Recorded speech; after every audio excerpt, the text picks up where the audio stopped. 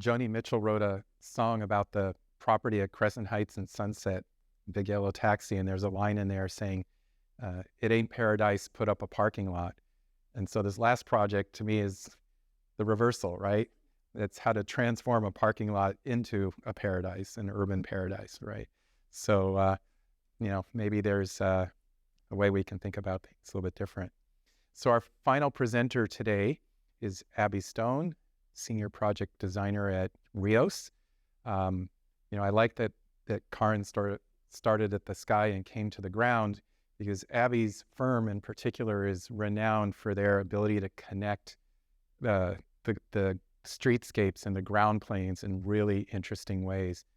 And so she's going to share with us a few ideas and thoughts about possibilities for West Hollywood through some of the work that they've done. So Abby, welcome.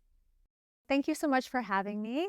This has been a wonderful morning of presentations, and I'm excited to share some of the work we do at Rios, especially surrounding public space activation and how that might be relevant to your exploration of POPs within West Hollywood.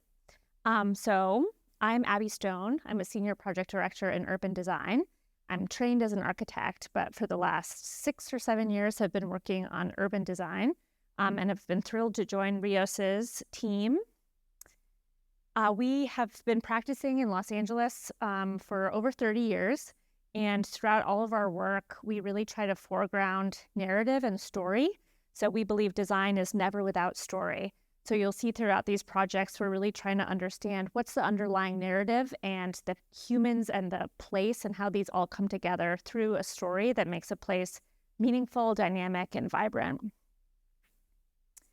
We work across disciplines. So we have architecture and master planning, landscape architecture, interior architecture, urban design, which I work on, and product design and fabrication. So sometimes we like to say we design everything from cities to coffee cups. And I think all of these different strategies and disciplines come to bear very much so in the design of small public spaces like POPs. Got to get my notes up. Let me get these. As I mentioned, we were founded in Los Angeles. This remains our headquarters, but we have opened offices around the country and around the world now. We have, I think, a little over 250 employees now. And just wanted to quickly touch on our process-driven values. Throughout all of our work, we really try to prioritize audacity, so thinking big and bold. Attunement, meaning making sure all of our design proposals are highly attuned to a specific place and context. Joy and optimism. You've been hearing about joy some this morning, so we think that's really crucial, especially when thinking about public life. Inclusivity, that of course is a big topic when it comes to creating great public spaces. They have to feel welcoming and inclusive for all. Resilient, thinking about sustainability and how we can build a more environmentally sustainable and fiscally sustainable world, and originality. So today I'm going to walk through 5 case studies. I'm going to try to move quickly so that we have time for discussion. But these will look at a few different strategies and approaches to creating public spaces. Some of these are POPs, so public spaces on private property. A few are not, but I think still have some great case study takeaways for thinking about how especially small spaces can still be incredibly valuable and vibrant public spaces. So first, I want to talk about Balboa Park. This, for those who don't know, is a large public park in San Diego. And within the larger park, there is a core called the Cultural District. And this is kind of like a cultural and urban core within the park that has a number of art museums, history museums, restaurants, other destinations. And this is a picture of one of the plazas that already exists that we came in to study starting a couple years ago. So we were hired along with OpenBox, which is a really great design firm based in Brooklyn, to do a visitor experience plan. So the question here was, how can we make especially those outdoor in-between spaces between the institutions be really valuable, vibrant, meaningful, and inclusive spaces for all visitors? And of course, lots of folks throughout San Diego use this park, lots of folks from nearby Los Angeles and Tijuana, and tourists from all over the world who especially come for the San Diego Zoo. So we did some really robust community engagement, working closely with OpenBox, a lot of one-on-one interviews with different communities who use the park, especially focusing on historically marginalized groups like the indigenous groups, folks who only speak Spanish, disabled, elderly, etc. Had lots of one-on-one conversations, surveys, workshops to understand what do you love about these public spaces, and then what are the barriers to making this feel like a place that really speaks to you.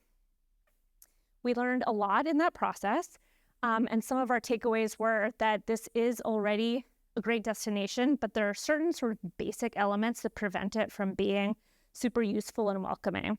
So we came up with 3 place-based strategies to try to improve the visitor experience for all. The first was inviting exploration, so making it easier for folks to explore the park through, again, fairly simple things like bilingual wayfinding signage to make it easy to get around, better ADA access, things like that. 2, amplify great gathering spaces. So there already are a number of really wonderful outdoor gathering spaces. How can we make them even more hospitable? Again, through some basic elements like they need to have more restrooms, more F&B, so you can, if you want to spend all day at a park, you have to be able to get something to drink and something to eat, and better shade given how hot it gets in the summer months. And then 3rd, tell stories everywhere. So there are so many amazing stories being told inside the art museums and history museums. We think it's crucial that those stories bleed out into the outdoor space so that some of those stories are accessible through some of these strategies, such as art or interpretive signage, elements like that make those stories easier to access, and then also telling new stories. So new stories from outside can bleed into the institutions as well.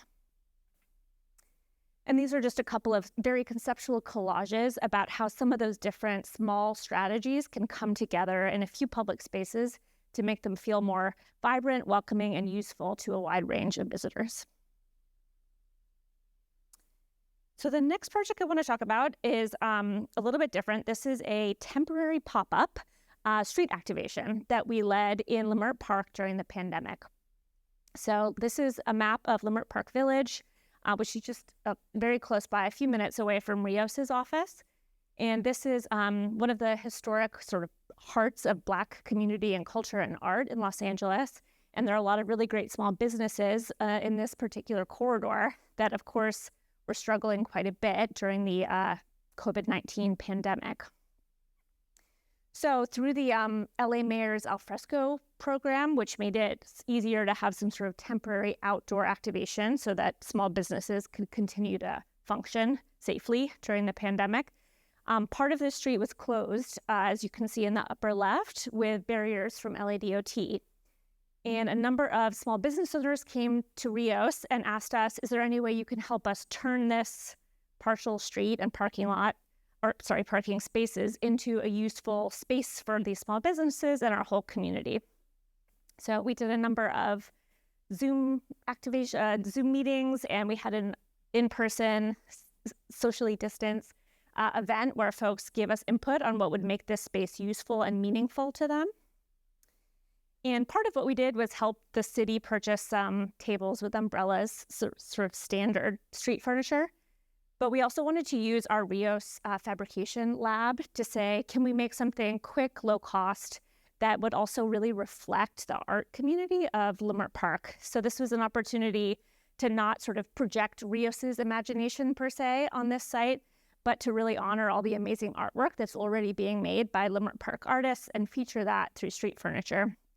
So 4 young artists contributed graphic designs, which you can see on the bottom left, and we CNC etched them into plywood and turned them into very simple plywood modules that were then brought into the streetscape and used as seating elements, or they can be stacked as a vertical tower. Here you see 3 of the artists signing their pieces, which were really exciting to see. And here they are on the streetscape and the sidewalk used as seating elements. So this is a very quick, again, low-cost activation, but a way to think about how can simple design be used to really celebrate and honor the culture of a particular place and turn something like a few parking spaces into a more vibrant, usable public space. So now I want to talk about something much more robustly built out, which is WehoTV here in West Hollywood. So for those who haven't been there, right on Sunset, WehoTV is a hotel that we helped create the landscape space and some of the lobby redesign for in 2019. So on the left, you can see this was already the Jeremy Hotel previously, and we were brought in when one hotel took over. And part of what we were doing was helping to redesign the interior, but also, as you can see, really focused on the landscape spaces right along Sunset.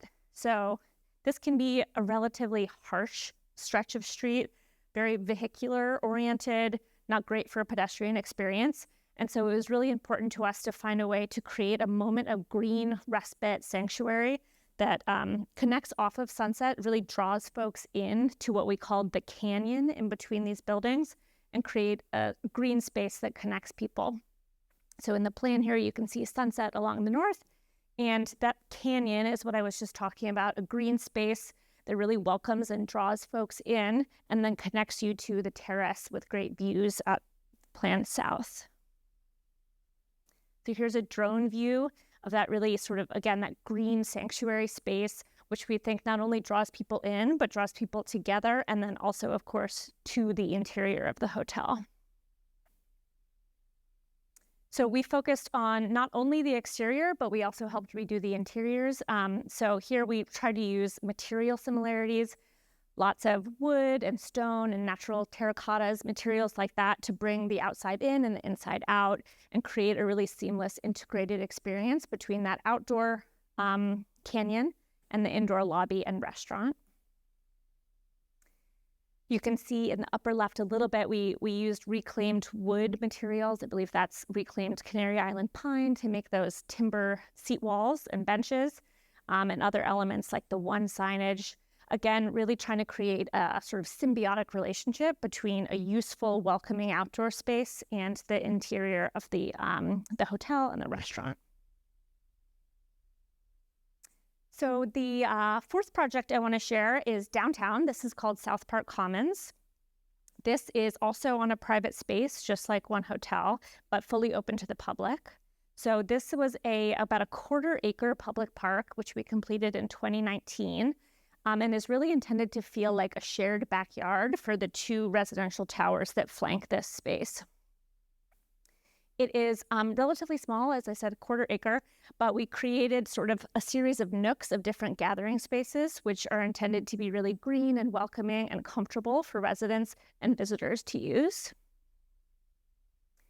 Here you can see the plan. So this could have otherwise just been sort of an anonymous passageway between 2 buildings, but we really wanted to capitalize on this as an opportunity to create really valuable space, not only for the 2 residential towers here, but also the restaurant, which is in the bottom building. And then, of course, any members of the public who want to come in off of Grand Street or Margot Street and have a moment of respite under the trees. Another thing I wanted to mention here is the importance of public art. So we worked with an artist named Jonathan Paul to bring in this 20-foot blue metal wishbone. It's called Lucky Break. And it's become much beloved and sort of a really icon for this park, and really helps be an anchor for community activity. And the last thing I wanted to mention here had to do with, of course, we want this to feel inclusive and welcoming to all, but we had to be sensitive to some of the security concerns that the restaurant and the buildings had. So the park is closed in the evening, but we wanted to make sure the fence felt like an integrated design opportunity. So we worked with our experiential graphics team to add some really simple, but I think very effective signage on the fence, so that it helps folks understand this is South Park Commons, keep it feel inviting and green, but also serve the important function of being able to be closed in the evening. And the last project I want to talk about is Chess Park. So this was completed in 2005, so long before I joined Rios, but it remains, I think, a very delightful and charming project in our portfolio. So this was previously a very anonymous alley, and we turned it into a chess park. So there's a photo of what it used to look like.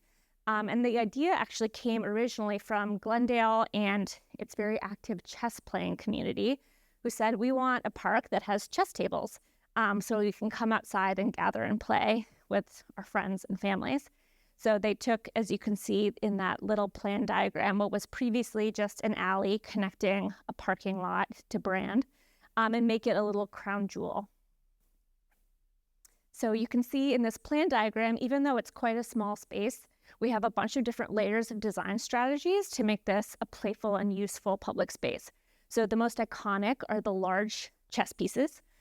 So each, the bishop, the king, the queen, the rook, they each have their own sort of identity function. Some of them are connected with seating or signage elements, and they become lanterns. So they are lit up at night and somewhat inspired by Noguchi paper lanterns. And then there are a bunch of other elements that I think give this park a multi-layered experience. So there's a mural, there's a performance platform for outdoor performances, of course, the chess tables, and then planting and shade. Here you can see some mock-ups of those chess pieces being made. These are also 28 feet tall, and as I mentioned, light up at night. So they're made of a synthetic canvas material so that the light can shine through in the evenings. And here are some photos of it being used both for chess games, but also for fun gatherings like movie nights and small music performances. So it has a lot of different life that comes out through that programming. So I thought that would be a fun project to end on because unlike the previous two, which are very focused on sort of a landscape forward approach, this takes a more artful sculptural approach to say, how can we create some really playful, fun, iconic elements that give this small public space a really unique identity, a distinctive character that people know and love and come back to, and then also a really multi-layered life through different types of events, whether it's daily or special events that happen on a special occasion. So that's all for me. Thank you so much.